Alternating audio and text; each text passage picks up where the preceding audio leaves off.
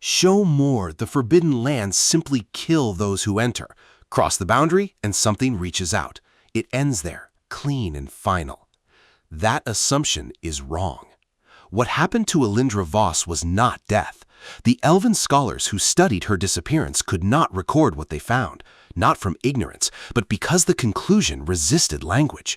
What waits beyond that border does not destroy those who enter, it holds them.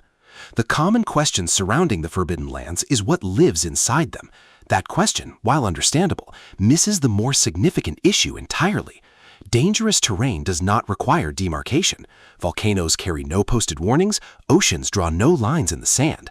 Natural danger persists through instinct, memory, and consequence.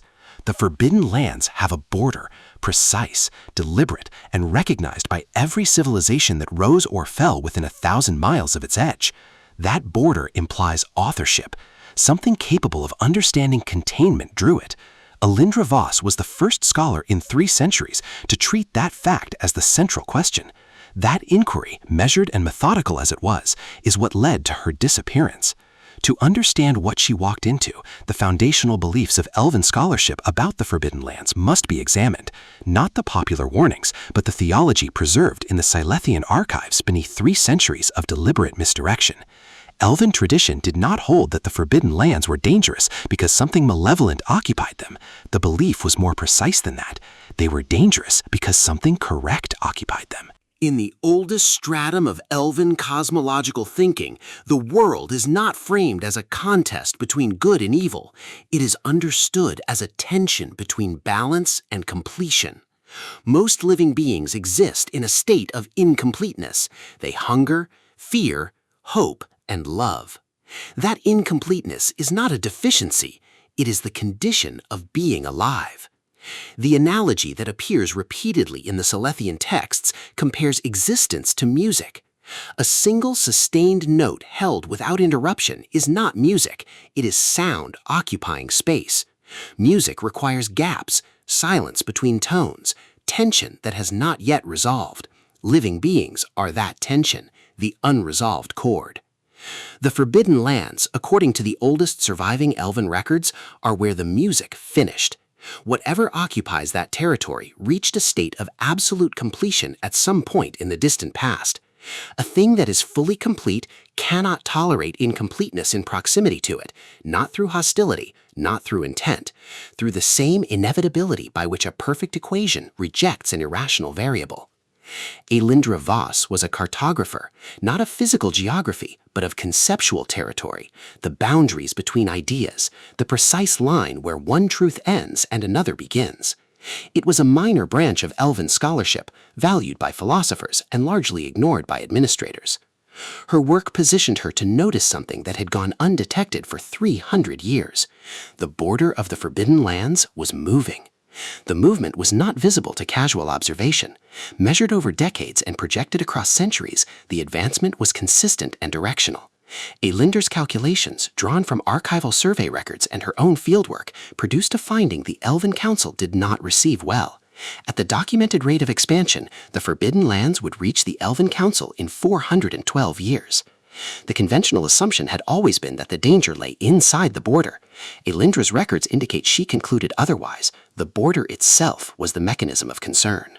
Her research led her to a further conclusion, one that reframed the entire history of scholarly engagement with the Forbidden Lands. The territory did not expand through force.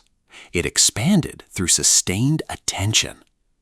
Every scholar who had approached the boundary, studied it, measured it, and returned carrying unanswered questions had left something at the edge, a residue of incompleteness, the hunger to understand. The Forbidden Lands absorbed that residue. 3 centuries of intellectual inquiry directed at a boundary that grew in proportion to the inquiry itself. The expansion was not aggressive, it was responsive. Aelindra's final notes, found on her desk the morning she crossed, show that she had worked through the implications fully before she acted. She understood what would happen to her. She understood she would not return. She crossed anyway. The scouts stationed at the boundary that day filed a formal report. Their accounts are consistent and have not been successfully challenged. Aelindra Voss did not vanish upon crossing. She did not transform or collapse. She slowed. With each step past the border, her movement became more gradual, as though time itself was increasing in density around her. Her final visible step, by the combined account of the witnesses, took approximately 40 minutes to complete. Then she was no longer visible. She was not destroyed. She was, in the precise language her own scholarship would have used, resolved. The Forbidden Lands did not consume her because she did not approach them as an incomplete being seeking answers. She approached them having already closed the question. She brought with her something the territory recognized as compatible, not hunger, but finality, a decision, not a desire. The lands accepted her. In a place of completion, acceptance means suspension. She remains mid-step, mid-breath, mid-thought, held in an instant of absolute stillness that neither ends nor began. The concept sits outside the standard framework of death or survival. She is not suffering. She is not gone. She is, by the logic of the system she entered, complete. The Elven Council classified her as lost in the Forbidden Lands. The official record places her in the same category as every other scholar who approached the border and did not return. The classification is administratively accurate and intellectually inadequate. She is not lost. She is precisely where she chose to be. Her final notes describe her intention without ambiguity. The expansion of the Forbidden Lands was being sustained by 3 centuries of scholarly attention that the Elven tradition had no mechanism to stop. Curiosity was institutional. It was encoded into Elven academic culture at a level that policy could not reach.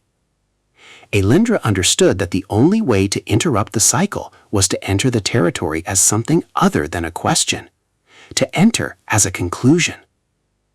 The border has not moved in 30 years. Scouts assigned to the boundary have reported informally and without official documentation that the border appears at certain intervals to exhibit a quality they describe as breath. Not movement, not expansion, a presence. Something on the other side of that line that remains, after 3 decades, still. Those reports have not been entered into the formal record. In the years since Aelindra's disappearance, 3 objects have crossed the boundary from the interior outward. Not creatures, not signals, maps. Detailed surveys of Elven territory, drawn with a precision and in a hand that archivists spent 3 days analyzing and 2 weeks declining to confirm before ultimately acknowledging matched the documented cartographic style of Aelindra Voss. What she is mapping inside the Forbidden Lands and for what purpose remains unresolved.